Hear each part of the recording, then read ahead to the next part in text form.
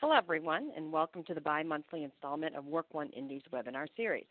This webinar is being recorded and will be available on our website for future use at workonebusinesssolutions.org. I would like to introduce Mary Carter, President and Chief Instructional Designer of Learning Designs Incorporated. Mary has created and designed multiple new employee orientation programs for a variety of companies in a variety of industries. Without further ado, here's Mary Carter.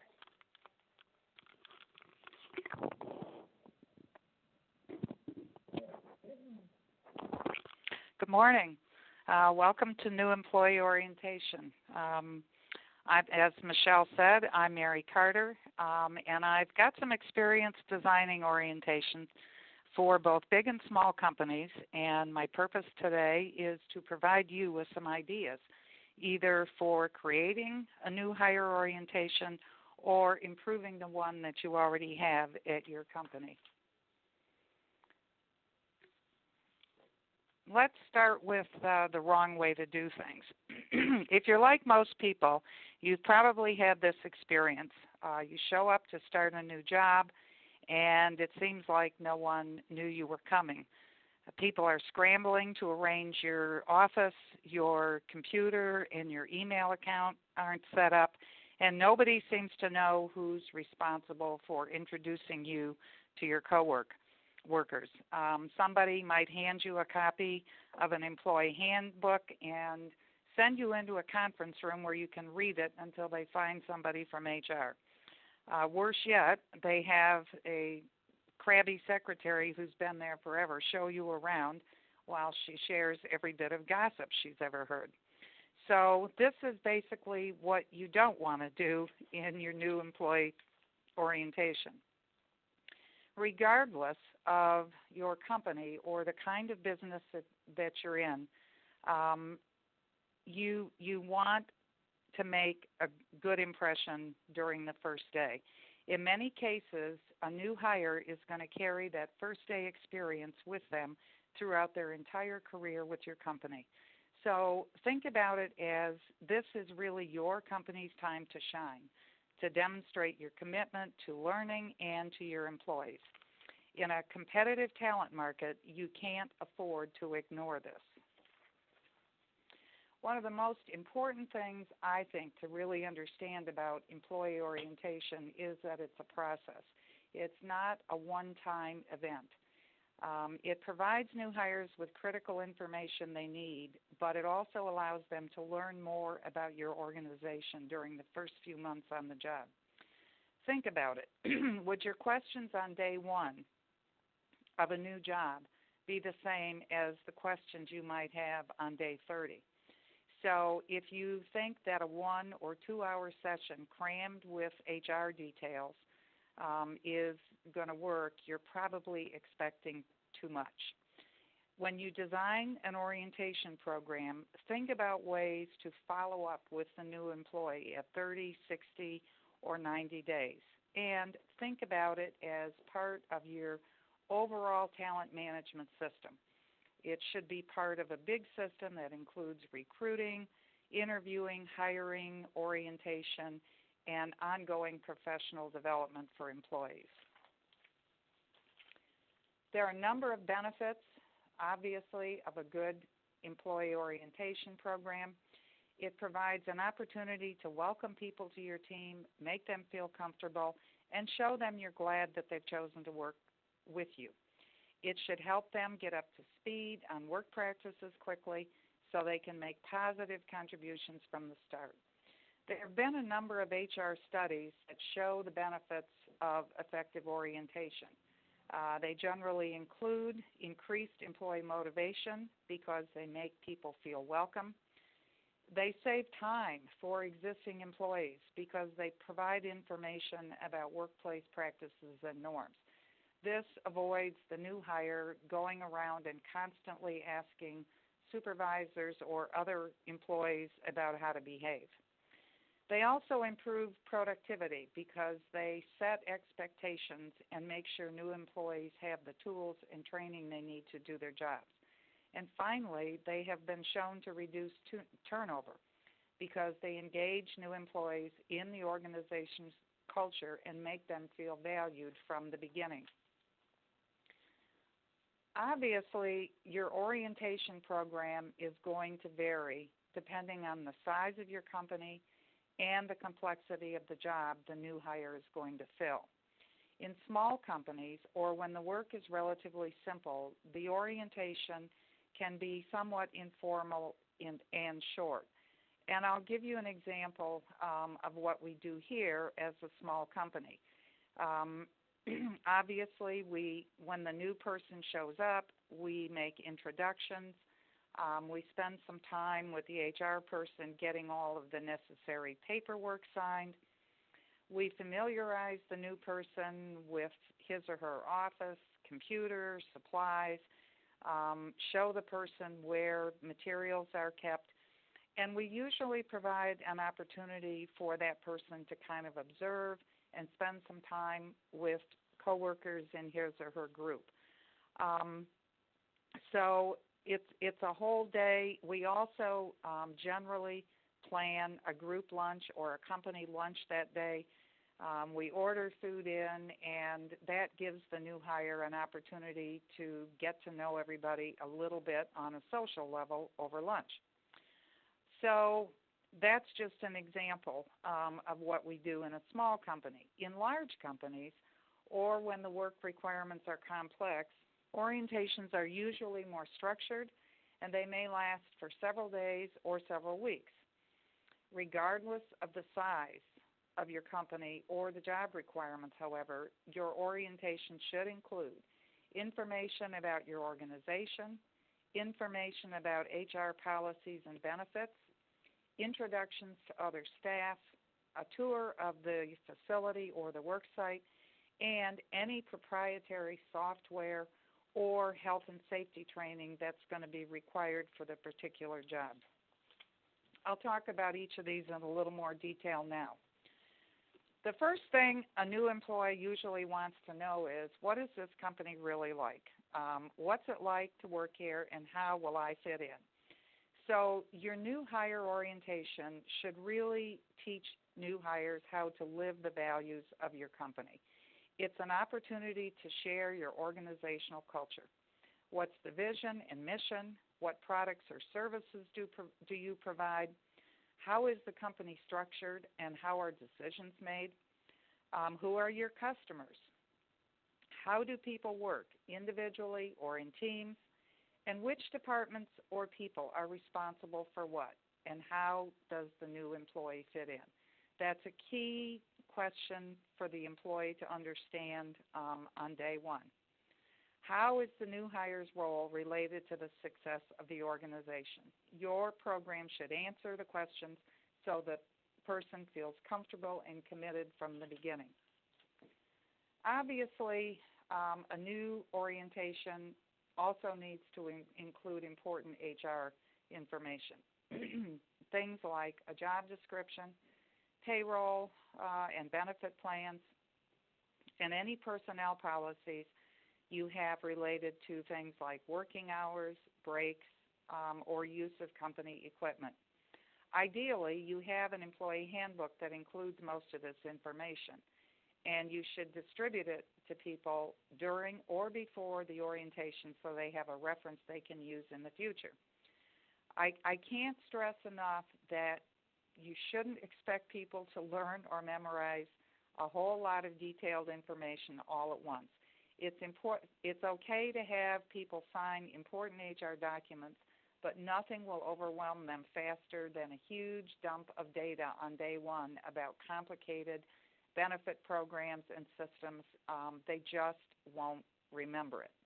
To minimize this, some companies send pre-orientation materials to new hires before their first day.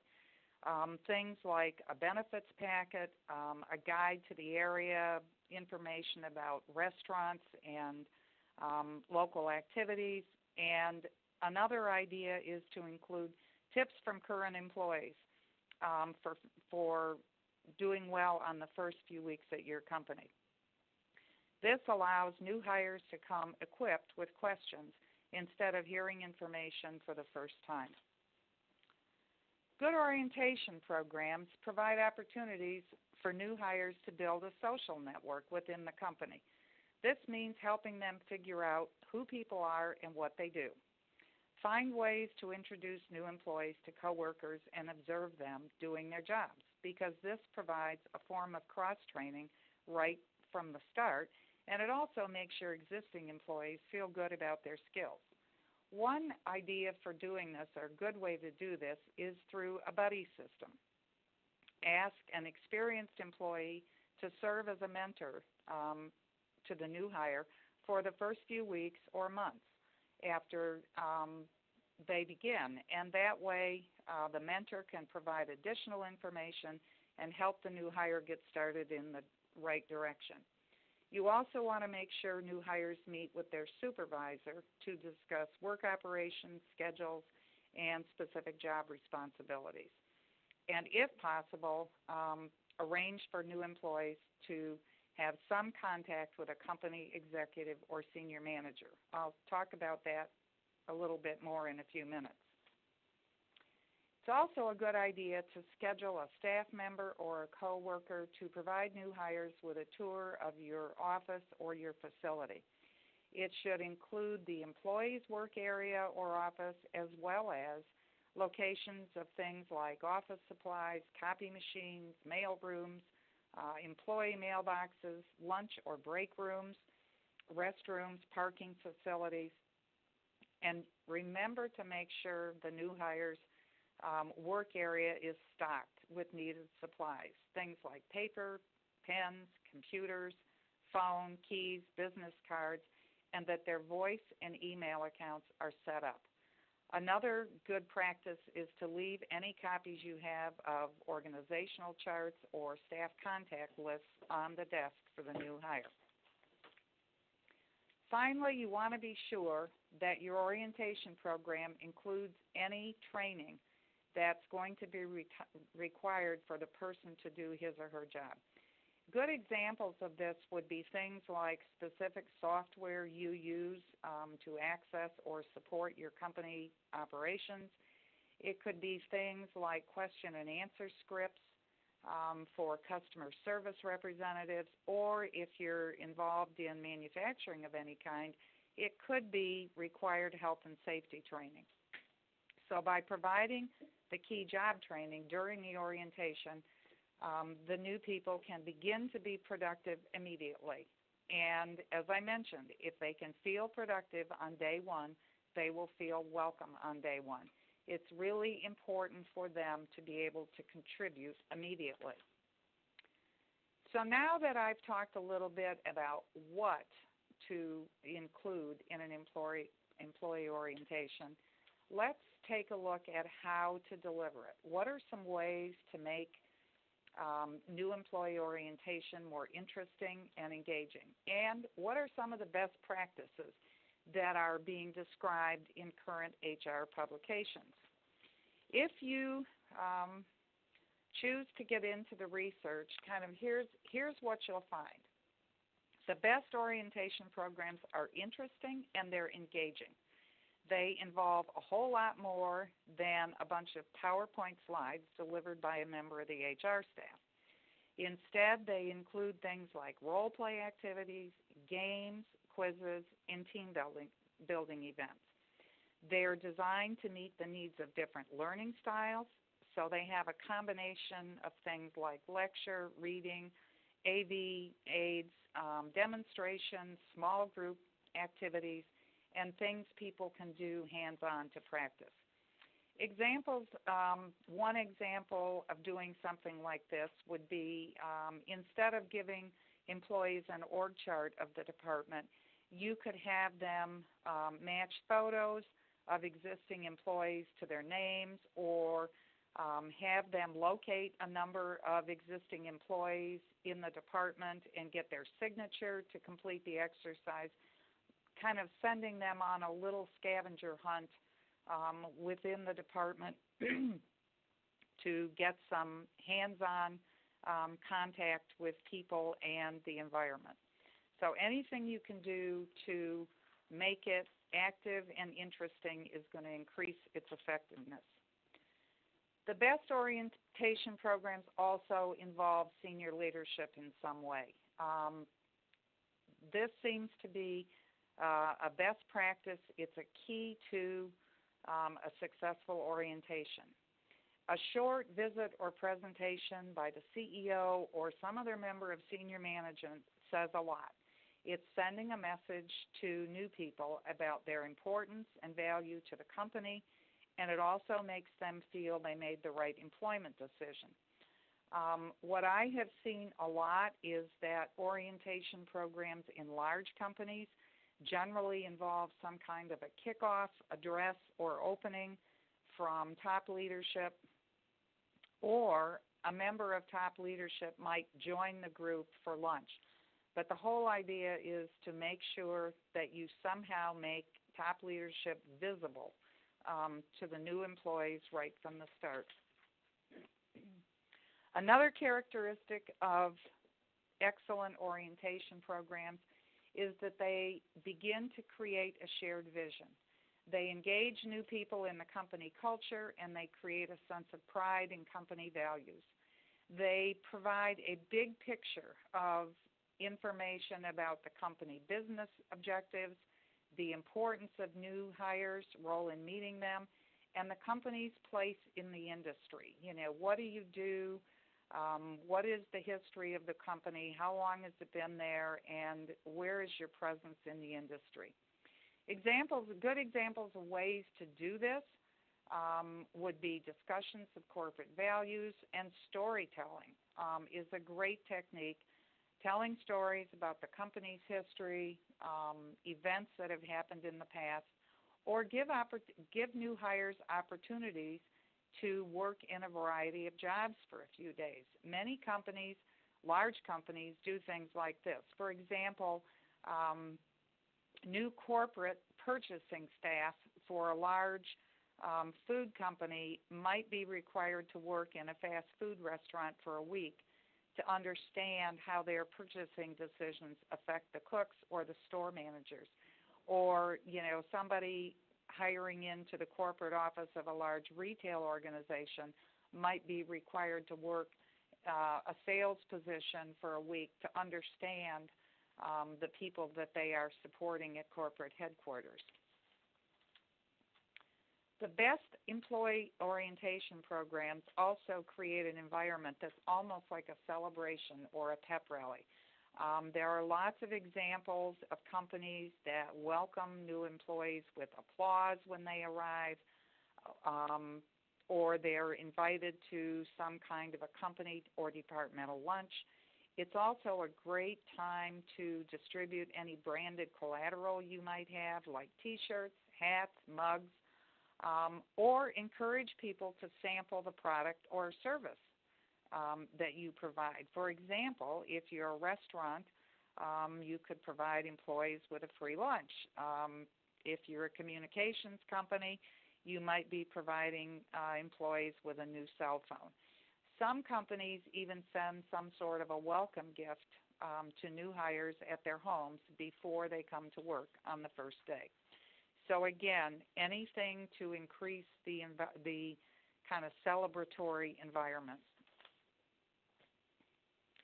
And as I mentioned earlier, I guess a final best practice that I want to share is, or reinforce, is to always view employee orientation as part of an overall talent development process.